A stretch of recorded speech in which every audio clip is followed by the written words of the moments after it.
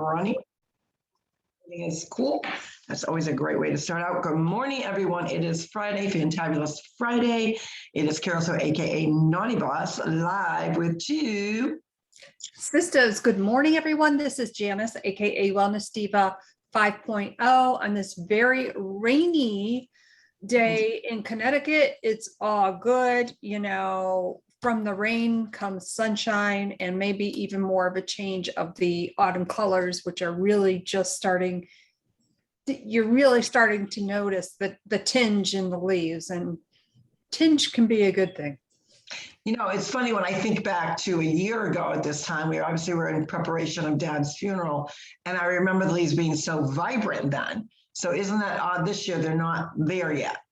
Yeah, well, usually when we have that really first snap of freezing cold air, that's when, boom, you really start to see that accelerate.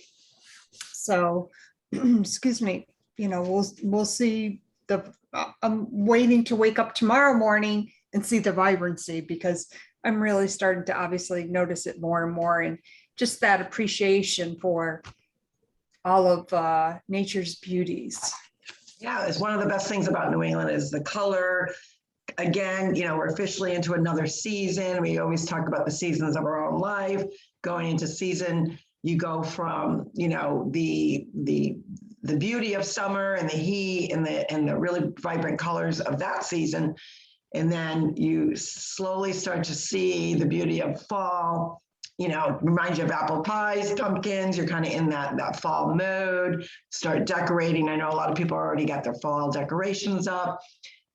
The mindset's a little bit different here, trying to get into that fall thinking, because it's obviously very warm here.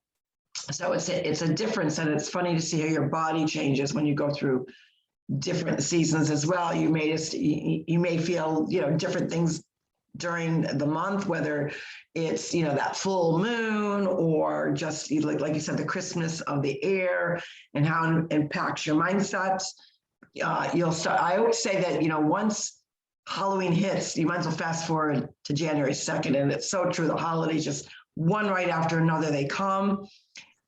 And that spirit, you know, you start to see the spirit pick up everyone, especially towards Hanukkah and Christmas and all the different holidays that are out there. That family of gathering and around the table, and it's a nice time of year. Yes, it is. And, you know, this time of year too. Well, let me back up a little bit. About a month ago, all of the pumpkin stuff started to come out in the stores. And of course, everybody knows I love coffee. I know that you don't do coffee. I love coffee. So pumpkin coffee. So every time now that I'm in Stop and Shop, I buy the pumpkin coffee when it's on sale, because it's 2 boxes for $8. So there's 12 Keurigs in each box. So it comes out to about 34 cents for a cup of coffee. So I limit myself to 1 pumpkin coffee a day. So I'm all set for probably a good month, or maybe even more, actually. That's awesome. I know. I love the pumpkin flavor. I actually had a pumpkin-y coffee espresso, kind of a cocktail last night with some friends, and it was very fall-y feeling to it. So, and it tasted yummy. And it's one of those types of beverages you can only have one, because it's I wouldn't say that it's sweet, which is good. But it's just, you know, it's like a treat type of a drink. So it was delicious. It was yummy. And, but I like, you know, when you talk about going into the different seasons of how your mindset changes for your health and wellness too. And that is something that, you know, you depending on where you live, as you're entering into those cooler months, you change kind of your routine up. Maybe you're not going out as early as you would like to, because the temperatures are not conducive to what you want to do in the morning. So how do you manage that? How do you switch up for the season, for your fitness level? And also knowing that you're entering a season where there's a lot of food involved, right? You've got candy, of course, for Halloween. How many little, everyone goes to the bite size now, and then you feel kind of good about that. And then you realize, ooh, I had about 10 of those bite size. Oh, but that only equals one big bar. And so you have that mindset going. Or then, of course, then you have Thanksgiving and all the trimmings of that. And then, of course, Christmas cookies and yada, yada, yada. How do you navigate in keeping yourself on track so you don't get into that last week of December regretting the prior 3 months, and you head into that January 1st, New Year's resolution hamster wheel? Well, it's a hamster wheel because I call it the JM, and I know that those are my initials, but those specifically mean justification mindset. If you have to ever, and I'm still guilty of this, and I freely admit that, but I am 95% better. If I have to justify my behavior to suit what I'm doing, and it could be toward food, whatever it may be, that's a problem. And it's about realizing it and kind of, whoa, take a step back. Maybe that's not so good for me. For instance, last night, I have to be very careful of potatoes. This time of year, I don't know what it is. It's like potatoes, we go from the summer, everybody always asks me to bring my potato salad. But now it's like, okay, baked potatoes, mashed potatoes, the this, the that, French fry. And I have to be very mindful of that. So as I'm scooping out some leftover potato salad, I'm like, wait a minute. I already have potato. This is like way too much. I wasn't paying attention to what I was doing. Now, in that moment, I could have justified, well, it's already on my plate, whatever. No, I scooped half of it off. I'm like, I don't need that much. Very well could have justified my behavior for sure. So it's taking practical tips and really putting them to use and if you follow through with it, meaning like just a little example of what I was just explaining, I felt so great after that. I was like, ooh, that's kind of nice. It is a great feeling. And for those of you who have never had Janice's potato salad, it is like one of those potato salads where you do want a big glob of it. I'm not gonna lie, it's really, really good. I think I use more celery than you do, and I think that's where mine changes up, but we use the same ingredients, but they do taste a little bit different. And hers is amazing. So it is one of those treats where, again, so what I like to now do on my plate, I don't really think about it so much because I just got into that mindset that I always do it. I really make it a point less. I just start out with less to begin with. Because there are certain food groups or recipes or whatever where oof, that's going to be my trouble spot, but I still want to be able to enjoy it. And, I also kind of, the mindset I have now, if I know it's going to be one of those, I'm going to make sure, especially if I know about it ahead of time, I'm going to make sure I'm more mindful of what I eat during the day. So if I know, for instance, that we're doing Italian, I possibly might eat pasta, I'm very mindful that I don't have any other, white breads or anything like that. And I don't typically eat white bread anyways, but Italian bread is white bread and it's just so yummy, especially if it's really fresh Italian bread. So I make sure that I'm mindful of that throughout the day. And then, even if it's a dessert, I really have stepped away.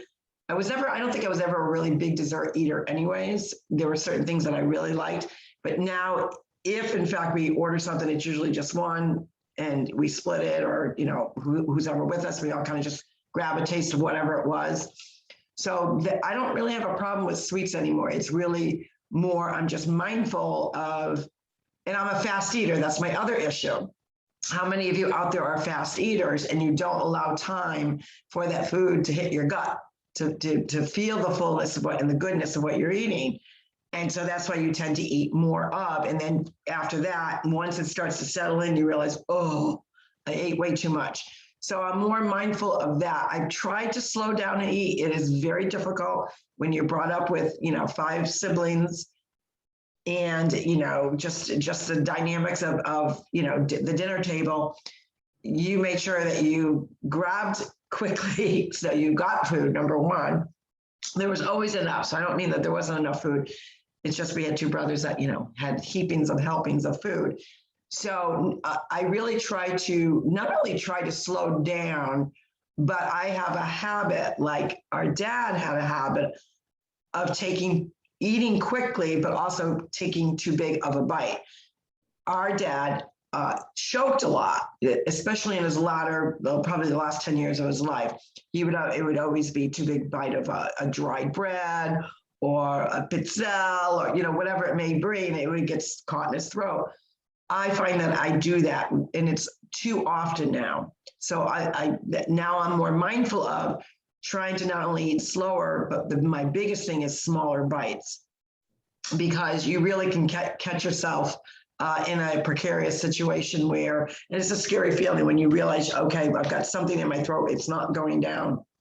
You know, you only have seconds to loosen it up and dislodge it or get it down, one of the two. So you have to be mindful of those things. So I think, you know, in the season where we're introducing so many yummy treats and good, you know, comfort food, you know, is one of those things that comes in this time of year as well. When you were talking about mashed potatoes, I instantly thought of, what is it called? With the hamburger and the corn. Oh, shepherd's pie. Right. I don't know. It was just drawing a blank. So drawing a total blank of what I was thinking. But shepherd's pie, I mean, that's a comfort food. Mhm. And then you have your chilies, your warm stews, you know, those kinds of things. I love to make chicken noodle soups, one of my favorites to make. And of course, my phone is ringing. Let me take that off. But, you know, so it's the season of comfort. You know, it's like we're getting ready for hibernation, the coldness.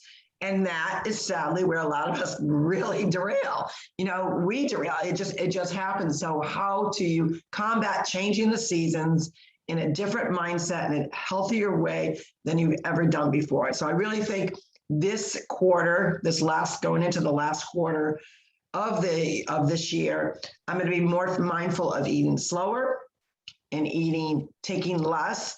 Doesn't mean I can't go back for that second, but don't start out with that big plate and go back for another big plate. Just be more mindful of what your plate looks like, right? You know, making sure you've got that nice color on it. Even during this time, like right now, if you're like taking the rest of your veggies out of your garden, this is a great time to cutting them up. You can flash freeze them so you have that fresh goodness, all that colorful vegetables all season long. If you happen to live in an area, you know, that the crops are still going, you know, still focus in on that nice color, you know, and just make sure you got good variety and don't deprive yourself. I mean, if there's something that you really enjoy eating during this last quarter of where all that comfort food, just eat a little less of it. That's all. Don't overindulge. Right. And, you know, the saying goes, less is more. Well, that is so true. I, on the other hand, am I have a sweet tooth. I love desserts. Oh my God. And I think that definitely comes from our childhood, because when a dessert specifically got to me, it was like, you know, real little, especially if Fran or Victor were like doling out the ice cream. I got this little plop, and I'm like, I remember thinking, what? So I think that's kind of where my love of, oh my God, I have to have a dessert. I obviously have slowed down with that. I allow myself one dessert a week. It's usually on a Friday or a Saturday night. And it may be just a scoop of vanilla bean ice cream. I love that. Or I will make my coffee mug cake. And it ends up being maybe, 6 spoonfuls of like a cakey type of mug cake, which is more than enough. It's very little, just enough to kind of, excuse me, satisfy that sweet tooth. You know, it's about taking the time to practice very good eating hygiene. In fact, speaking of eating hygiene, and I'm not sure if that's what she calls it, my friend Sandy is coming out with her cookbook probably within the next week or two. I'm so excited. I can't wait for this cookbook, Sandy. I'm just I know. Everybody can't wait to see it. And she's been sending me little snippets of it. And I'm like, oh my God, I can't wait. And I'm so excited for her. And she talks about that in one of her chapters. I mean, it's not a cookbook. I mean, it's definitely a cookbook, but it's more of a lesson in so many different things dealing with nutrition. So I'm going to leave it at that because I don't want to, give too much information. But I'm telling you, it's going to blow people away. That, for instance, mac and cheese. Sandy's gluten-free, vegan, this and that. So she was able to recreate a mac and cheese that everybody dies for. It's vegan. I'm so excited that you said that because, as you know, your great niece loves her cheese. And I know that our daughter has changed that particular recipe because she loves mac and cheese and she's been using vegan cheese. And she said that Reagan doesn't even notice the difference. And it's so good. So I know she's one of those who's going to want that particular recipe. Because again, mac and cheese is one of those comfort foods. It's good, but guess what? If you can make it a healthier version and still get that comfort of that comfort food, that feeling, win-win. Right, exactly. And, this time of year too, we tend to cook more pasta. Yes. I, of course, am gluten-free, as everybody knows, but what I do is I specifically measure it out.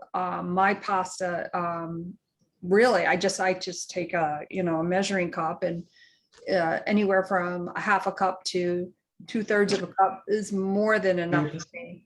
And a lot of times when you cook pasta,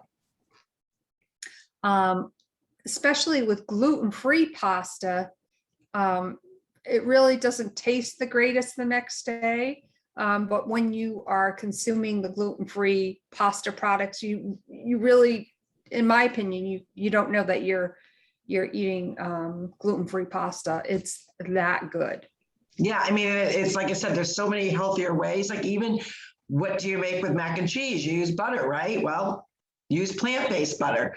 I do not notice the difference in that. It's creamy. It's, it does well with all kinds of recipes. It's great on toast, obviously, but, add that with your mac and cheese. So you could really you could do an oat milk in place of the regular milk. Or a non-dairy milk. They've got some good ones out there. The plant-based butter, the vegan cheese, gluten-free pasta, all the goodness, and add a little salt and pepper. Some people like a little red pepper flakes. Some people like a little white pepper. Some people like black pepper. Spice it up however way you want to. But there are healthier versions of those traditional types of foods. Same thing with lasagnas. Like you're talking different pastas, lasagna. Even putting, I know Dad liked, the little pastino or different pastas within his, the homemade soups that we would make. Again, you can use gluten-free and you're going to still feel that goodness, but not, have the pasta that's going to put the pounds on versus a gluten-free is healthier. It's a healthier version of it. And just even adding more vegetables to a stew or soup, adds that body to it. You're getting that good nutrition, especially if it's fresh veggies that you were so excited to freeze, and now you're using them right smack in that comfort zone food frenzy. I don't know. I'm getting hungry now. Yeah, me too. I'm just like, ooh, food. But I just have my little shake thing. I'm good. I try to, if I'm hungry, I eat. But Speaking of shakes, John has implemented a vegan protein shake, which is, he says it's pretty tasty, pretty good. I can't remember the name of it. I'll have to share that. I wonder if it's Vega. It might be because there's a big V on it. So it might be vegan. It's like this big, he's got this big canister of it. And he needs to introduce more protein. He's been lifting more. And because we played pickleball so much, he's dropped weight. So he's trying to put on some healthy weight on. And that's kind of hard to do, especially guys have a tendency, whatever their gene makeup is, that they get to lose weight quicker than women do.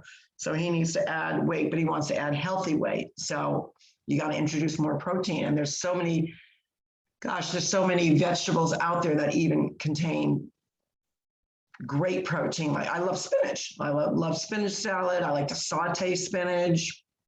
I put, instead of using regular lettuce, I put spinach for like on my sandwiches, a great way to get more protein into your system, especially where I'm cutting back on certain proteins like the fatty meats and stuff. So there's great ways, great recipes on this Fantabulous Friday that you can introduce.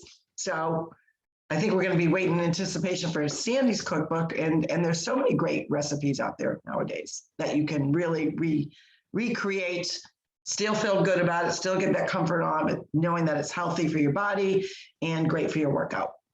Absolutely. And, protein shakes, I've never been a fan of protein shakes. I do try them, obviously. And I love Vega. That's a great vegan type of protein-based shake. And it is delicious. And I give my honest opinions on certain things. And I've coached some of my health coaching clients, now our clients. When you, for instance, when you go into the vitamin shop, and I'm just using that because we have one in North Haven, when you're looking at the different brands of protein shakes, most of them, if not all, right next to their product have also sample types of packages. And I always say, buy at least 3 to 7 days of the sample package. Take it home, you try one of them, obviously. And if it really sucks, then you bring the other 6 back. 6 back to the store. You're not purchasing a big tub of something, then you get it home and it tastes disgusting. And it's like, oh my God, I wasted my money. So try these sample packets. It works out so much better. Yeah, I mean, obviously the protein one that I use is my 3-step program. And I love it because it's plant-based, but it has that natural goodness. And I was always a real chocolate fan, which we have a great chocolate flavor, but I'm really addicted to the vanilla. And of course, this time of year, we have the pumpkin flavor. So I'm like really into it. I feel like I'm having a liquid pumpkin pie shake. So yummy and so good. And, and then even with the vanilla, I love to sometimes add a little nutmeg to it, a little cinnamon to it, just to change it up.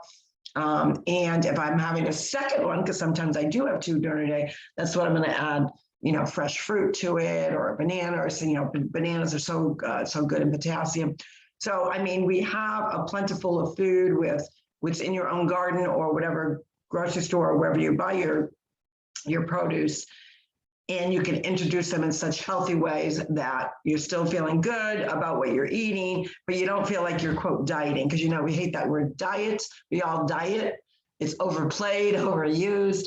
Everyone diets. Diet just means you eat food. It's whether you intercept a lot what you're eating and interject goodness in such a way that you're feeling good about what you're eating and you're not feeling like, ugh, I have to stay away from this food group or that food group. You should always have all food groups. Even, some of the ones that some people might consider a little unhealthy, you just limit some of that. That's all. Right. Don't think of diet in terms of, oh my God, I have to lose this weight. Take a step back and think, okay, I just ate a bag of potato chips. An hour later, you feel like crap. Yeah. That should send a signal to yourself. And the thing about the signals that you are receiving, and we're all receiving them, is you have to take that seriously. That should be a big indication that you should not eat a whole bag of potato chips, obviously. But again, we like to justify our behavior because that puts us in kind of a sympathetic and empathetic type of mode for ourselves because we like normal behavior. Even though we know it may not be good for us, it's normal. Yeah. And who doesn't like to be normal? Because when we're normal, we feel comfortable. And it's okay to feel comfortable, not at the expense of justifying your behavior. There's a big difference. Yeah, there is. And you know what? Everyone, pivots a little bit and divots with what they eat. So don't beat yourself up over it either. I mean, recognize, hey, you know what? That's a food group I have to stay away from because I can't just eat one. A lot of people feel that with it, and it can be all different kinds of things. For some, it's bread. For some, it's chips. For some, it's cookies. Crunch. They like that crunchiness. It could be pretzels. It could be crackers. It could be anything. And just know, hey, I can still eat it. I just got to eat less of, because I don't want to feel yucky after the fact and the guilt and all that comes in. Today is a day you're supposed to be celebrating yourself. So what have you celebrated that you've done all week long that is navigating you to a great, healthy weekend? Make sure you're getting, you're going through your list, your journal. Did I do this? Did I forget to do that? Oop. Excuse me. I got to add that on. Thank you. I've got to add that on to next week. Don't beat yourself up over things that you said you were going to do and you just, for whatever reason, couldn't get to. One of the hardest things that we are is we're so critical of ourselves. Friday is a day that you celebrate your wins. Doesn't matter how small they are, you still celebrate them, because those are the things that are going to perpetuate in a bad way if you don't do it. So you want to celebrate your little ones. I don't care if today was all you got done was to make your bed, celebrate that. If today you having a pity party for yourself because you didn't eat so well yesterday, well, get off the pity party train and get right back onto that healthy train. You can do it. You are in control of you, but celebrate you. Have that conversation with yourself in the mirror. Know that you did a good job, because we know you did. Absolutely. Celebrate the wins. Recognize the downfalls, make changes. That helps to build a healthy foundation, because we all know you can't build a house without a foundation. And it's the same type of premise for changing your wellness around. The famous Hippocrates, let thy food be thy medicine and medicine be thy food. Eat the rainbow. Yes, absolutely. Eat the rainbow. Bright colors, vibrant colors. Gosh, because when you do, you do feel better, and it does. It shows in your skin. It shows in your energy level. It shows in your mood. A lot of people don't understand that how much food impacts your mindset and your mood. And it does. Like if you're eating like a high sugar content day, you're going to have this up and down of crash. You're going to feel miserable and you're going to feel sluggish. A lot of people say, oh, I had that sugar because I got that energy. Well, you might get a burst of energy for a little while, but then you crash. Same thing if you're having too much caffeine. You know how I feel about caffeine, but there is some natural caffeine that is not going to plateau you here, up there, up, down, crash. There is healthier ways of eating the same goodness, but not having that up and down of the mood swings. You'll find a lot of people that have tremendous, you know that person. Everyone's got one of those friends that has those tremendous mood swings, or that family member. I bet you if you really looked at, follow them for a month to see their food journey, you will see how much it really impacts that person's mood, their energy. They may be short, not sleeping well. Sleep is another real healthy piece too, because that's when our bodies naturally repair itself. So if you're eating crappy all day, you might find that you're not going to get a restful night's sleep. Your body's not having that time to rest and recuperate and regenerate and kind of repair itself. And then you get back up and you do the same cycle again. So it's a hamster wheel. You want to be on a good cycle, not a hamster cycle. Well, yeah, and think of that analogy for a moment, the hamster in the wheel. The hamster is going nowhere pretty fast, and that's not a destination that I want to fulfill, quite frankly. I've been there a long time ago, and sometimes with habits, we change them around, and sometimes we don't, and we have to live with the consequences of those decisions that we make. So why not start to make some healthy ones? Yeah, I like that. Celebrate you. It is Fantabulous Friday. We are wishing that you have a great weekend. Get outside if you can. If you can't get outside, make sure that you're utilizing the tools that are right around you that can give you a good workout. Make sure you take time to slow down, journal, read, listen to some good music. Heck, you know what? If you're going to end up on the couch, Make sure you're watching something that's inspiring, that's not stressing you out.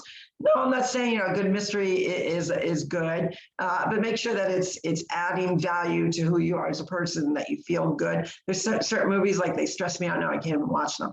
So, be mindful of what is around you. And I promise you, when you do all of that, you're going to have a great weekend.